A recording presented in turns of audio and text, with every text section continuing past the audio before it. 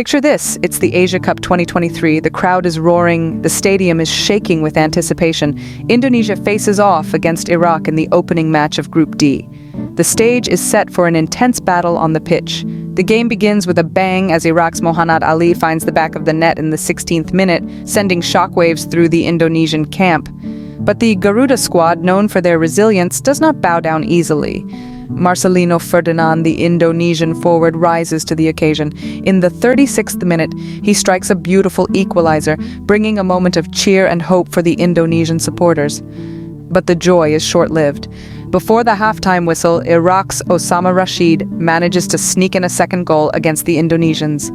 The crowd gasps as the ball hits the net, leaving the Indonesian side in a state of surprise and disappointment. As the second half unfolds, Indonesia fights back with all their might. Their determination and spirit are palpable, but the night has a different fate in store for them. In the 75th minute, Ayman Hussein of Iraq lands the final blow. A third goal for Iraq that seals the fate of the match.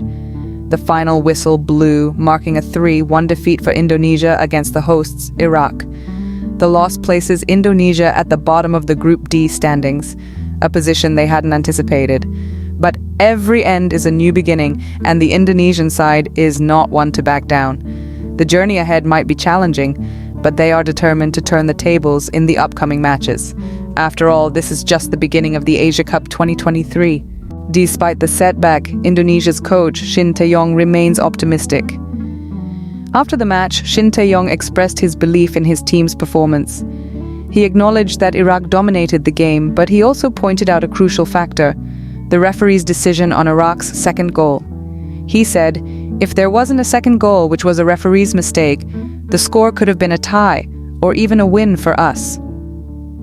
Shin Tae Yong's belief in his team's potential is unshakable. He recognizes the strength of the Iraqi team, yet he firmly believes in the capabilities of his own team, stating, I think we can still give a different performance.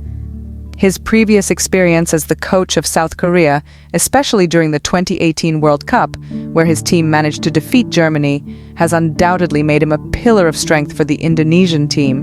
But the path to the next round of the Asia Cup 2023 is not going to be easy. With upcoming games against strong teams like Vietnam and Japan, the stakes are high. Yet Shin Tae Yong's determination is clear. We will not give up. We will keep moving forward. We will never surrender. His words not only reflect his resolve, but also instill a sense of hope and courage in the hearts of the Indonesian team and their fans. With Indonesia currently at the bottom of Group D, what are the possibilities for them to advance to the round of 16? Let's unpack the potential scenarios. First and foremost, Indonesia must win their upcoming matches against Vietnam and Japan. This is easier said than done, but it's a road they must traverse. Every match in football is a new opportunity, a new battle to be won, so the Indonesian team must gather their strength and strategize effectively to conquer these formidable opponents.